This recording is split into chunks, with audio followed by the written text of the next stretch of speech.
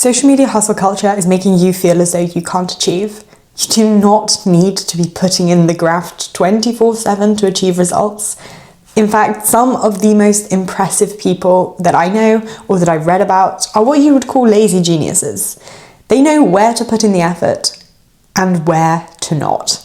Because you cannot put in 100% all of the time in all aspects of your life. It is so unsustainable, you're going to burn out, and you are not going to improve as a student. In this video, I'm going to teach you, I'm going to break down exactly how you can apply this lazy genius mindset in different aspects of your life, from school to work to the everyday. Let's get into things. Okay, let's start by defining what a lazy genius actually is, because it sounds slightly weird, but essentially all it means is somebody who knows how to optimize their effort in order to get the best results. And this means prioritizing where you are spending your time, where you are putting in effort, so that you're able to get the results that you want without causing yourself to implode with the pressure of doing everything all at once. If we go back to that thing that people always talk about on StudyTube and StudyTalk, this work smarter, not harder. Now, this doesn't mean don't work.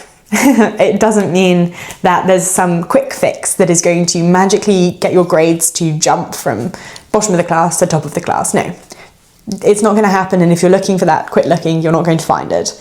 What it means is that you are putting in certain effort into certain areas of your life such that you're able to get the results in less time or with less overall effort than you would had you spread your effort across lots of different areas, let's say.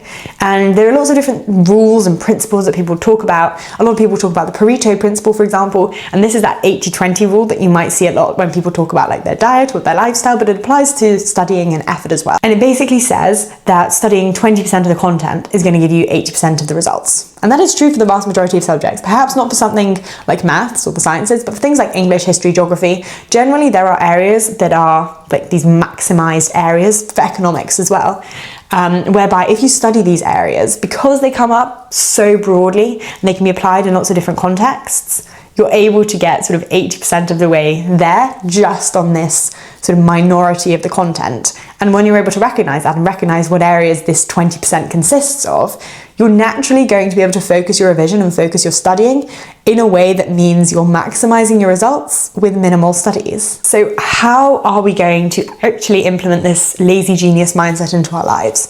Well, there are lots of different ideas, and this floats around amongst a lot of people, but here are the things that I do and that I think have worked for me, and I'm going to share them because I hope that they can work for you as well.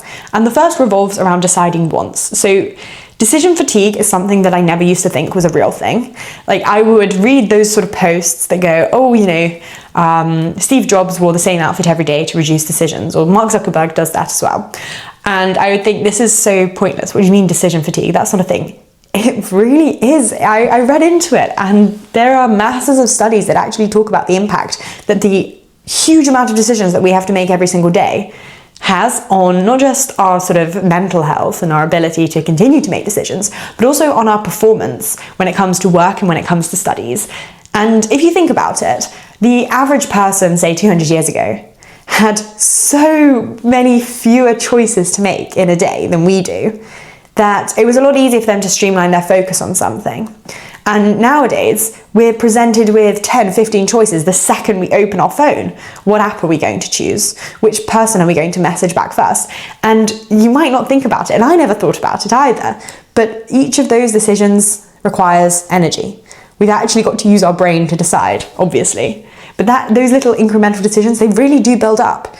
And they really do sort of come to a point where you just you stop, you freeze, you can't make decisions properly anymore, you can't engage the full capacity of your brain, and you don't want that to happen to you when you should be studying and getting content into your head and really trying to understand things. So if you can try and reduce the decisions in your life, that's going to be so much easier. I'm not saying wear the same outfit every day. I'm saying, for example, know what breakfast you're going to have in the morning, know which way you're going to go to school. Put your phone into black and white to resist temptations of going on different apps and choosing things all the time. I found that is one of the most helpful tips ever, and genuinely don't hate on it before you try it. It is a wonderful way of stopping yourself scrolling because everything looks a lot more boring. Now, another thing that you can be doing is thinking about batching your tasks. So let's say you have 5 pieces of homework to get through and 3 pieces of revision. 3 of them, let's say, are all about biology. You might as well batch them all together because you're sticking the focus on the same subject. Now, there are study techniques that revolve around interleaving, whereby you take a subject and then you study another subject at the same time. Not literally at the same time, but you'll do, say, 15 minutes of biology, 15 minutes of chemistry, 15 minutes of biology, 15 minutes of geography. And you're sort of changing things around. If that works for you, amazing. It really does not work for me. I need to be batching things together. I will quite happily sit there and do 8 hours of one subject, but if I have to do, I don't know, 1 hour of 8 subjects, I'll find that a lot more difficult. So do decide what works for you, but batching tasks can be a brilliant way to essentially get a lot more done. But because you're already in the zone, you have the motivation to continue with a single subject, you're going to feel that you're putting in a lot less effort to get the same result in the end. Another thing that can be immensely useful is having predetermined sort of plans, routines, schedules. Now, I don't just mean this in the form of have a morning routine. I think having a morning routine and evening routine can be so useful. I have a routine that helps me get in the mindset for revising, for writing essays. If I want to go on a run, I have a bit of a routine before that. I think that's really brilliant to just get yourself prepared and get yourself ready for what you're doing next. But I don't just mean that. I mean, have a go-to essay structure that you know you're going to be using in an exam. Have a go-to mechanism for answering difficult maths questions, or you see an integration problem and you know all the different things that you need to try to get to the answer. You see a complex problem in physics, you're not quite sure what area of the specification it relates to, you know how to identify that. Create these systems now as you're in the studying process, and yes, they can be hard to create and to devise and to make sure they're accurate, but you sat in an exam in 2-3 months' time, you are going to be so thankful that you took the time to step back and genuinely think about how you can make things easier for yourself. Because yes, you're putting in the effort now, but that is preventing you having to put in the effort in the future. Lazy mindset. Now, really importantly, you want to identify the high value tasks. And this is sort of what I was talking about with the Pareto 80-20 principle. And that's essentially looking at what are the things that are most impactful. So let's take the example of studying for an exam. The most impactful thing that you can do are past papers of that exact exam. But you can't be doing that from day one, you've got to be working up towards that. Okay, what's the next most impactful thing you can be doing? You can be doing practice questions that aren't past paper questions, but are practice questions. How are you going to get the knowledge to answer those practice questions? Videos, textbooks, class notes? Okay, but what's the most high impact way that I can be revising them? Because just reading them is not going to help. It's going to take me forever to memorize them or to understand things if I'm just reading. No, I want to be using things like the Feynman technique. I want to be making flashcards of those things that I need to memorize. Do you see how I'm working backwards from the most high impactful thing I can do, but making a step-by-step plan in doing so as to how I'm going to move from the high impactful stuff that I can do now to the most high impact thing that I can be doing right before the exam. I think a lot of you are not going to want to hear this because I never like to hear this, but there's an element to which you have to embrace good enough. Not everything, not every piece of work that you're ever going to submit is going to be completely representative of your potential as a student. It's just not. You're not going to be able to consistently get the highest marks you can possibly get because sometimes life gets in the way. Sometimes you don't have enough time to complete things. Sometimes you've got to prioritize your own sleep. You've got to prioritize friendship. You've got to prioritize other things.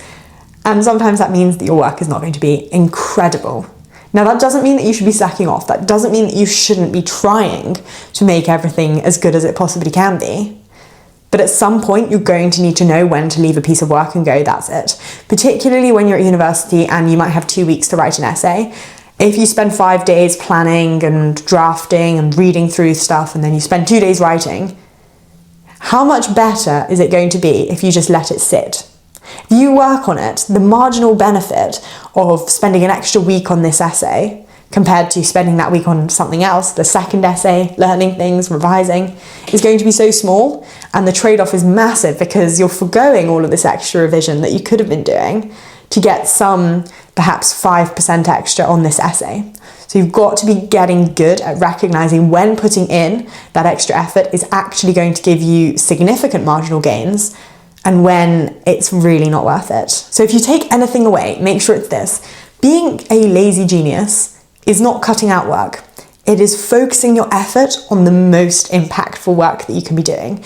And I think all of us could benefit from applying some of these lazy genius principles in our lives, in our studies. And I really hope that some of these do work for you.